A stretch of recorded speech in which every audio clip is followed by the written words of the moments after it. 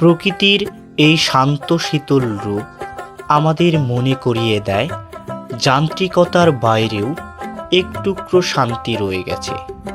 মেঠো পথ আর বয়ে চলা এই নদী যেন প্রাণের স্পন্দন।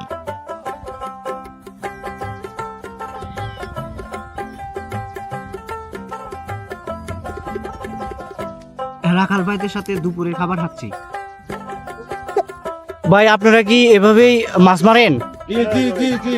ও এই জায়গায় কি কি মাছ পাইতেছেন এখান থেকে? ওই কাতল, পাঙ্গাস, বোয়াল। এখানে কি আপনারা চাষ করেন নাকি অন্য কেউ চাষ করে? মাছ ধরাই আছে, মালিক আছে। মালিক আছে, শুধু আপনারা কিনে নেন? যা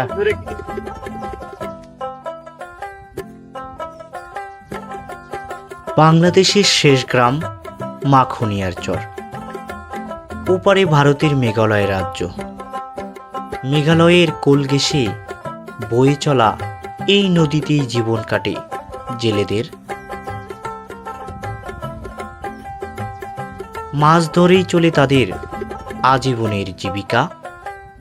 জীবনের এই সংগ্রাম, জেলেদের মাছ ধরার এই দৃশ্যই যেন গ্রাম বাংলার এক অপরূপ প্রতিচ্ছবি।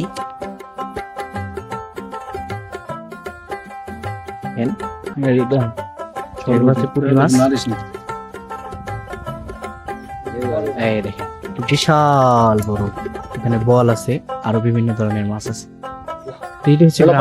এটা হচ্ছে সীমান্তবর্তী এলাকা, মেঘালয়ের যে রাজ্য আছে, এই রাজ্যের পাশে যে একটা সুন্দর গ্রাম আছে, সুন্দর গ্রামের দৃশ্য।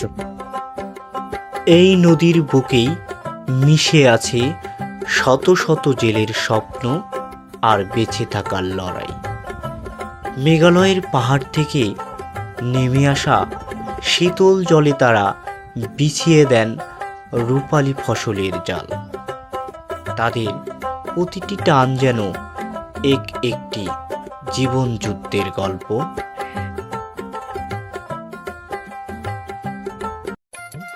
মেঘালয়ের পাশেই মাখনিয়ার চরের এই মায়াবী দৃশ্য আর জেলেদের জীবন সংগ্রাম, এ যেন আমাদের মাটির এক অকৃত্রিম প্রতিচ্ছবি।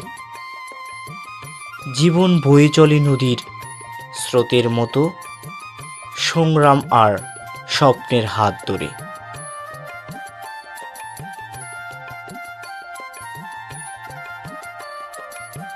শান্ত নদী, একদল পরিশ্রমী জেলে আর মিঠোপথের এই গল্পগুলোই যেন প্রাণ দেয় আমাদের পল্লী প্রকৃতিকে।